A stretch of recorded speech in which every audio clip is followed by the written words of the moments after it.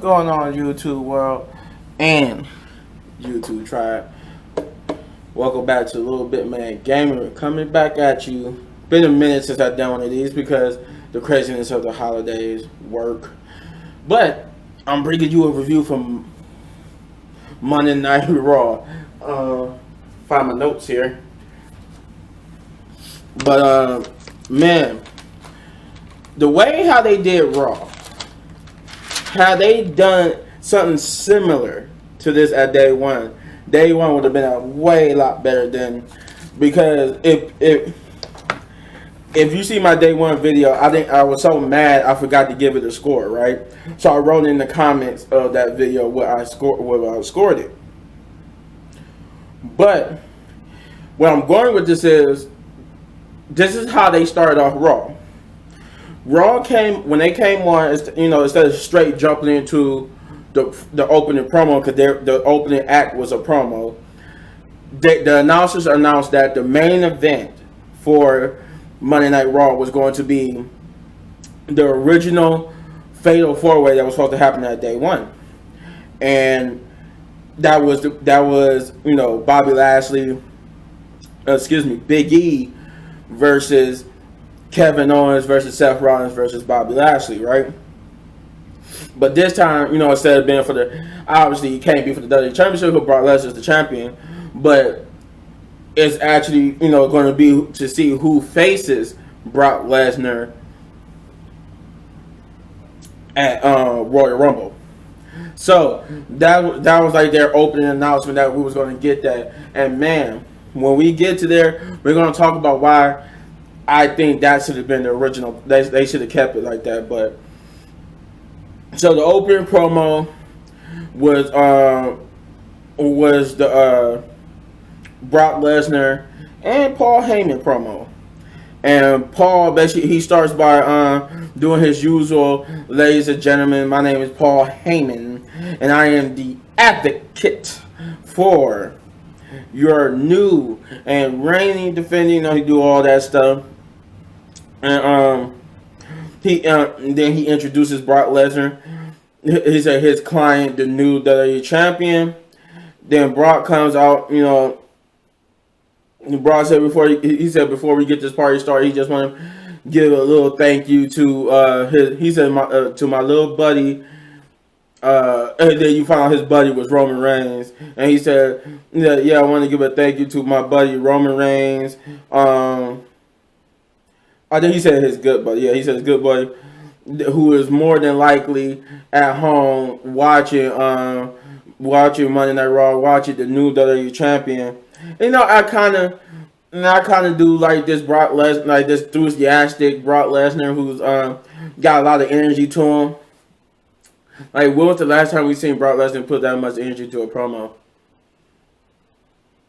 And I have some friends who said it was probably like it was the last time when he was facing Eddie Guerrero. So that's a long time. But anyway, he called himself the real champion. Then he mocks Roman Reigns and tells them to acknowledge him. And then he says he also thanks Paul Heyman for being his advocate, for advocating and pulling the strings to get him into the WWE Championship match, and helping make him the new WWE champion, and also advocating his free agency. And then he gives the mic to Paul Heyman, and Paul Heyman does his stick in the promo where basically he talks about the main event, and he runs down like the four main competitors. And what I like about Paul Heyman's promo was that he did his usual when it comes, like when it came to Seth Rollins. He did his usual. While Seth Rollins is not the savior and the Messiah. He's not. He ran down like all his different little gimmicks he went through recently. And then he dogged him about Becky Lynch, saying that Becky Lynch is going to leave him if he doesn't win the WWE championship. And they said who knows who she gonna end up with, because sure ain't Brock Lesnar and all this type of stuff. He ran down while Kevin Owens and Bobby Lashley. I think he said Kevin Owens is not really a worthy opponent. And then he said Brock, but he did have some good things to say about Bobby Lashley. He said Bobby Lashley is a worthy opponent.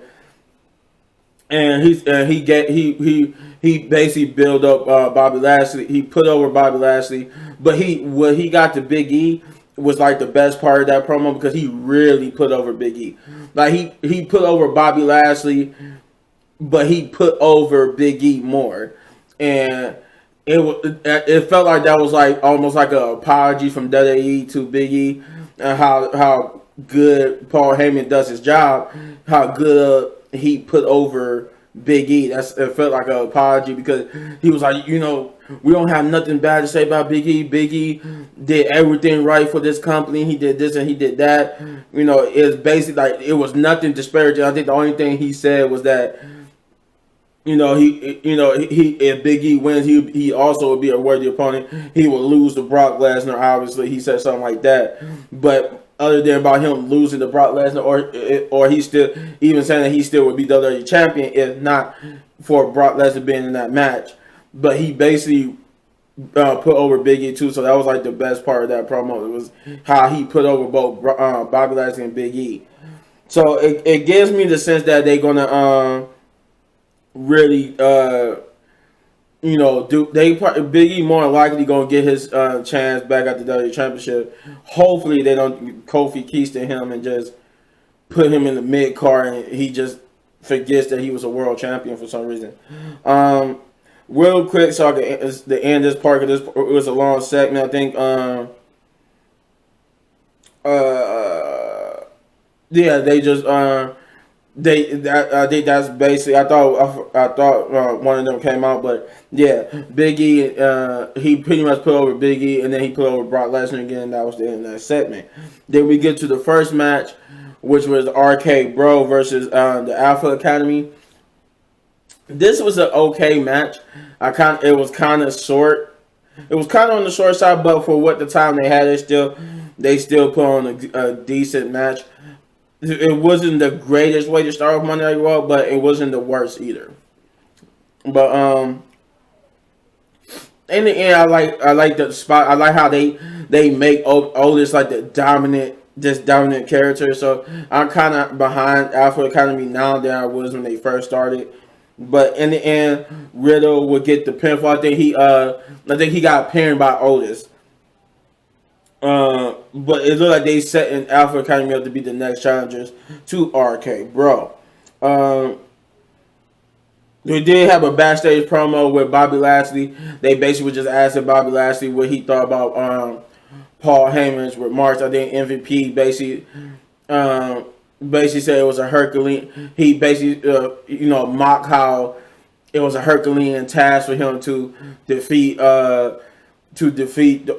both three men in the same night and stuff, and he just laughed off and walked away. And then Bobby, he didn't even acknowledge Kevin Owens, Biggie, or Seth Rollins. He just went straight to Brock Lesnar and said Brock Lesnar is afraid of me. They also did a backstage promo with Ole Miss and asking him how he felt about what happened with him and AJ, and he just basically put his big hand over the backstage interviewer guy, and he was like, "That's how I feel about that." And I was like, "Oh man."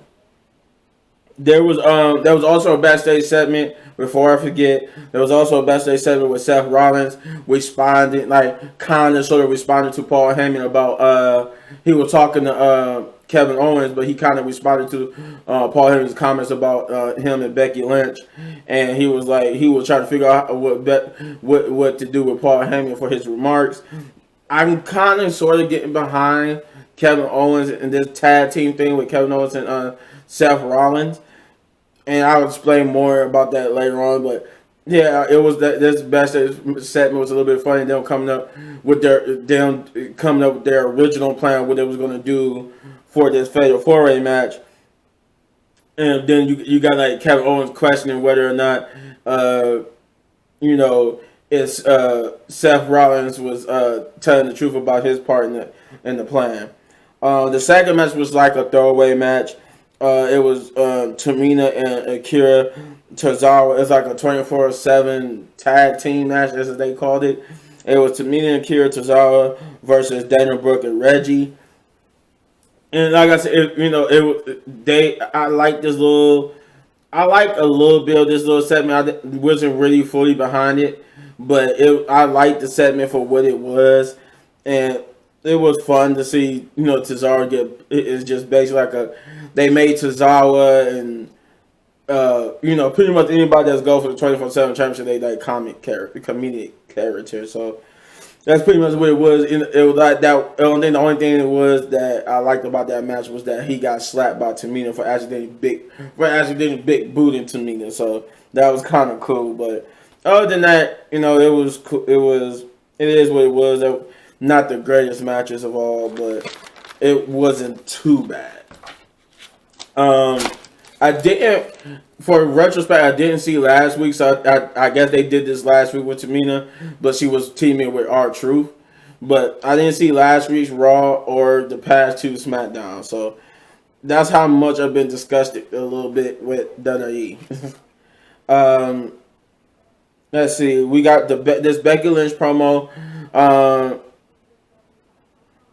She basically starts running down about the New Year resolutions, basically how easy she thought it was, or how complex she was with how easy it is that people. She was saying like how people could fail for half a year, a whole year, the last pass I could say it 5 years, and like I think she said, or your whole life, and she was easy. It's like she was complex about it, like confused how easy it is for people to say, oh yeah, but when the new year come around, when that clock strikes midnight, she said all of a sudden it's new year, new me, huh? Like all that failure that you just had just go away. It's not even there to sit in your mind for that much. But she said she realized that all the women in the back have their New Year resolution, which is to be the Raw Women's Champion. But she said her New Year's resolution is to stay the Raw. Fortunately for them, her New Year's resolution is to stay Raw Women's Champion. I'm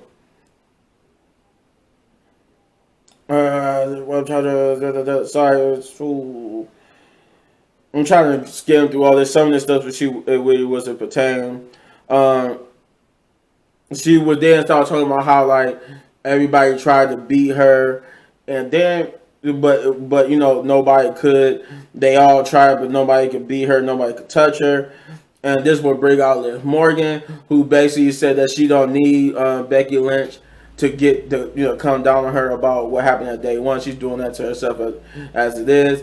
But she basically mocked Becky Lynch by telling her that for everything you just said, you won't mention how I took you to your limits and almost did capture and almost did beat you for that Raw Women's Championship, and basically challenged her again, at the Raw Women's Champion for the Raw Women's Championship at the Royal Rumble.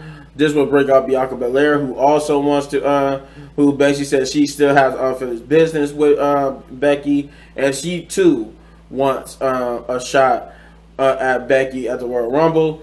Liv and Bianca start bickering with each other about who was going to face Becky. Becky said, I shared the spotlight enough. Want you two go in the back and figure this out, and y'all let me know who it would be. She kept trying to get them to leave the ring. They would look at each other and look at her. Then they start beating her up, but Becky would come out on top, and that's how they would end this promo. But it will later be announced that I guess they was going to announce that it was going to be Bianca Belair versus Liv Morgan next week to determine the number one contender. But Doudrop has exception with it. She took exception with the fact that once again the same two women was getting the opportunity at Becky Lynch. So she demanded that she be added to that match, so that at least a new face is getting a chance to be number one contender. And they actually agreed and announced that next week it will be a triple threat match. It will be Bianca Belair versus Liv Morgan versus Doudrop. Winner faces Becky Lynch at the Royal Rumble.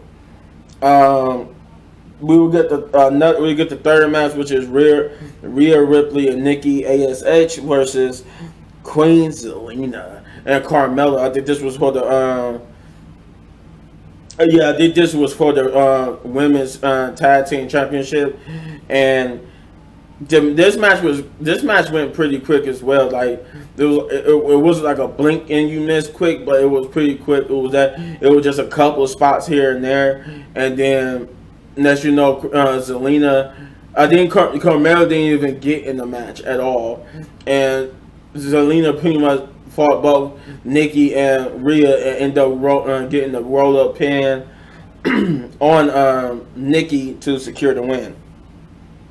So Queen Zelina and Carmella are still your tag team champion. I took a step from the fact that Carmella wasn't in the match. I don't know why. Excuse me. Tired from work. I don't know why. I don't know. I just felt like that was like the wrong thing to do, to not have Carmella wrestle. Why was she not in the match? It felt, at least to me, maybe I missed it, but it felt like she just never got it. That's how quick this match was. Yeah, that match was kind of horrible, but I don't know what they're going with this. I don't know if they trying to turn Nikki from a superhero to a super villain. I don't know what they're doing with her, but they got to do something real quick, because I'm starting to get tired of seeing these two every week go up against each other. These particular group of people. We got the next match, which was the Street Profits versus Apollo Crews and Commander Aziz. This match was okay. The Street Profits, they know how to put on a good match. So do Apollo Crews and Commander Aziz. I had no problem with it. They had their spots back and forth, but they end up losing to the Street Profits. And like I said, it was a good match, and I always enjoyed the Street Profits. But we did get an announcement. I think Vince McMahon, in the backstage promo, Vince McMahon ended up putting Austin Theory in the Royal Rumble, and then sometime in the night, Rey Mysterio and his son Dominic announced they too was going to enter the Royal Rumble. I think they need to do something with Dominic. I think it's about time they put Dominic on the singles run. Because it's starting to get, like, it was cool in the beginning, but now it's starting to get stale, because it don't seem like they have a real direction for Dominic and Ray. So I think they need to do something. They need to turn Dominic heel. Cause it makes more sense for Dominic to turn heel against his father, something like how they did with Charlotte Flair and Ric Flair. And I think they should do something like that and have Dominic become heel. But moving on, we got the fifth match, which is Damien Priest versus Dolph Ziggler. This is for the United States Championship, and the whole play is, I guess after last week, he kept getting himself disqualified, counting out. Now, as he get counted out or disqualified, he would lose the United States Championship to Dolph Ziggler. And Dolph Ziggler, that was their game plan. Like, they wasn't really trying to beat. Dolph Ziggler did try to beat him, but their majority of their plan was to try to make him so angry that he would lose control and get himself disqualified or whatever, to give Dolph Ziggler the championship. Even Robert Roode came out of nowhere eventually and tried to get him mad, but he kept himself in control. Like, you saw him, like, they had the little spots where he had to keep himself in control and not get counted out and not get disqualified. But I did like the one part where he had to get back in the ring because he was going to get counted out because he was about to hit Robert Roode with the chair, and Dolph Ziggler's on his knees begging to be hit, and then Robert Roode get up on the apron. He's like, "Yeah, hit him, hit him, hit him!" And they just yelling at him to hit him, egging him. But then he gets mad and he throws the chair at Robert Roode, taking him out, and then he would hit Dolph Ziggler with his finisher to win the match. It was an okay match. I ain't gonna sit here and say it wasn't. It was a good fun match to watch. But yeah, your winner is Damien Priest on that one. Then we would get the Miz and Maurice promo with Edge. The Miz basically talks about day one, his loss and why he lost. Cause he believes that he was on the verge of victory, and that when Edge kicked out, that was his last gas, and that the next move would have put Edge down. If it wasn't for Beth Phoenix, and he blames Beth Phoenix interference on the reason why he lost, and on the reason why the Edge won, and that he believes that he's going to be the one to put Edge away. He said we didn't. In his mind, he didn't get the edge that he wanted. Like he didn't get it wasn't the Brew edge, the radar superstar edge, or the edge that he respected and wanted respect from. We just got this edge who hid behind his wife. He did the whole heel thing when he imaginally forgets that he does the same thing. And then Maurice made a comment about if Beth Phoenix was here right now, she would punch her in the face. And then on cue, Beth Phoenix music, and Beth Phoenix comes out, and then Edge come out, and they do like a couples intro, and Edge basically told Miz that most people would have took the loss, accepted it and moved on, but knowing he said, we know you're not going to do that. You're going to sit here and complain and moan about your loss. So they end up challenging The Miz and Maurice to a tag team match at the Royal Rumble. I thought this was going to be saved for WrestleMania, because that was what it sounded like the backstage rumors were saying. This was supposed to be a match at WrestleMania, but this is going to take place at the Royal Rumble, because The Miz accepts with a reluctant Maurice, because Maurice do not want to face Beth Phoenix. She is scared of Beth Phoenix. I think Beth Phoenix even flinched at Maurice, and Maurice just went woo. She just dropped right on her butt. But yeah, it looked like that. This whole promo was just to sell their tag team match at the Royal Rumble. We finally did get AJ Styles versus Ole Miss, which was somewhat back and forth. It was a somewhat back and forth match, but Ole Miss was dominating majority of that match. They eventually got the win over AJ Styles. So then we get to our main event.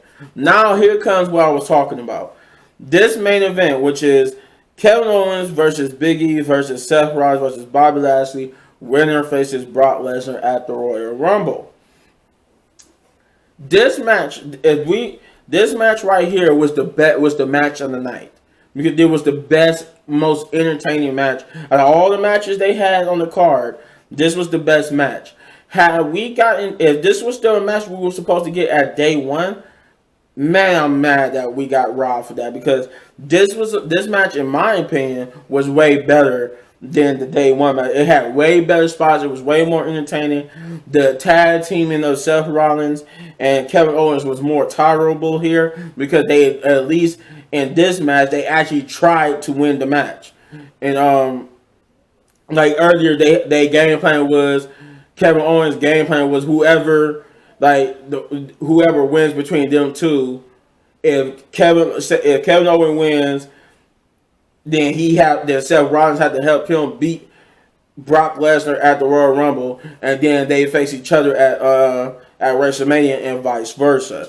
So that was like their game plan going to this. But we had awesome spots. They fought in the ring, out of the ring, in the crowds, and up there where you could go to the little concession stand and buy the T-shirts and all that type of stuff. They fought out there. We haven't had a match like this in quite some time, and it was refreshing to see that. Now, like I said, if this was the match we were supposed to get at day one, I'm mad, because that match, that match, and how they started the show, we know for a fact, because I think it was also came out, since I'm doing this video late, it also came out a little bit later that either Seth Rollins or Big E was meant to win that match at day one.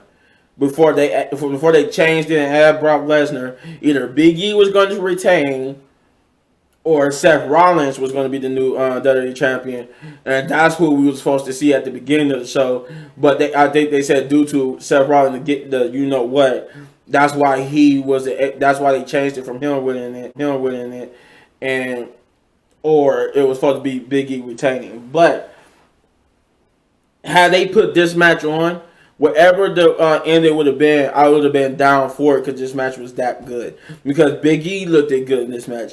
Kevin Owens and Seth Rollins, for the most part, they looked way better than they did at day one in this match. Bobby Lashley looked good. All of them looked good and strong in this match. And that's all that you need to do with Big E.